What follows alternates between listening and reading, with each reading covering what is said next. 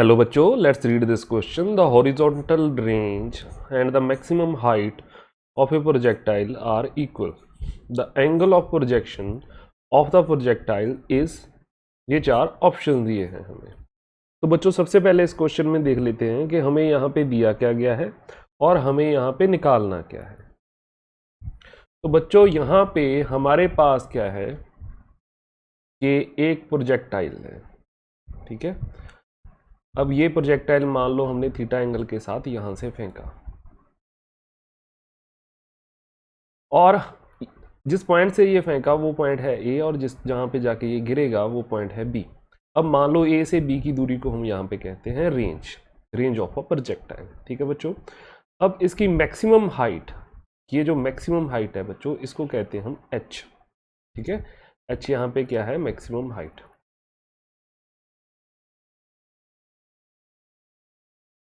अब क्वेश्चन में बोला गया है कि किस एंगल थीटा पे इस प्रोजेक्टाइल को फेंका जाए कि ये प्रोजेक्टाइल की height, maximum height and range जो है वो इक्वल. तो अगर इस क्वेश्चन में यहां पे हम की कंसेप्ट देखें बच्चों, की कंसेप्ट, तो आपको यहां पे दो फॉर्मूलाज जो हैं वो याद होने चाहिए. सबसे पहले तो रेंज का फॉर्मूला है.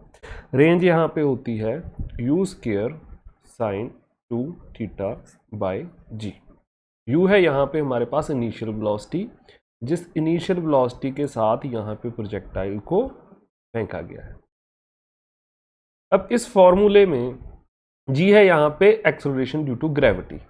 ठीक है बच्चों. अब यहाँ पे इस फॉर्मूले को हम यहाँ पे ऐसे लिख सकते हैं 2u square sine theta cos theta by g. अब ऐसे कैसे लिखा हमने? तो यहाँ पे एक फॉर्मूला होता है हमारे पास sine 2 theta is equal to 2 sine theta cos theta. ठीक है बच्चों. अब ये फॉर्मूले का यूज करके साइन 2 थीटा की वैल्यू यहाँ पे पुट कर दी हमने, तो ये आ गया हमारे पास. ठीक है बच्चों. अब ऐसे लिखा क्यों हमने, ये आगे जाके आपको समझ में आएगा. इसका रीजन, एक तो रेंज आपको बच्चों यहाँ पे पता होनी चाहिए. दूसरा यहाँ पे मैक्सिमम हाइट का जो है फॉर्मूला पता होना चाहिए. वो यहाँ पे क्या होता है? U square sine square theta by यहाँ पे 2g. ये दो फॉर्मूलाज अगर आपको आते हैं तो इस क्वेश्चन को इजीली आप सॉल्व कर सकते हैं. तो चलो इसका सोल्यूशन देखते हैं बच्चों. अब क्वेश्चन में दिया क्या गया है हमें कि रेंज कब होगी मैक्सिमम हाइट के इक्वल. ठीक है.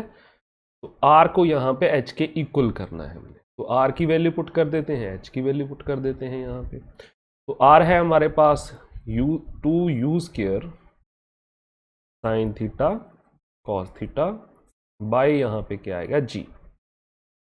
और दूसरी तरफ h क्या है बच्चों? ये है u square sine square theta 2g. अब u से बच्चों u कट गया, एक साइन से यहाँ पे एक साइन कट गया, यहाँ पे क्या आ जाएगा? Sine theta. g से g कट गया बच्चों. ठीक है. अब यहाँ से साइन थीटा के साथ साइन थीटा हमने कटवाया.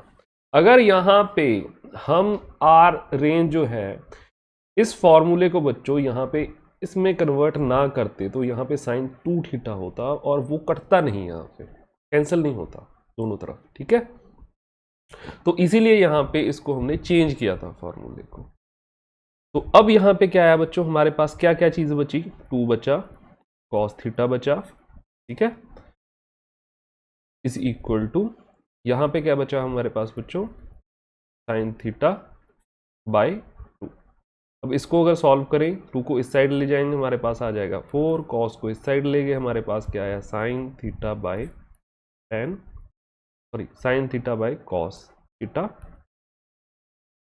यहाँ पे आएगा बच्चों कॉस थीटा. और इसको क्या लिख सकते हैं हम?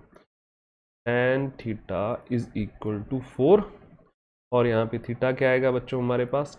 tan inverse 4. तो ये आ गया बच्चों. अब ये बड़ा इंटरेस्टिंग एंगल है.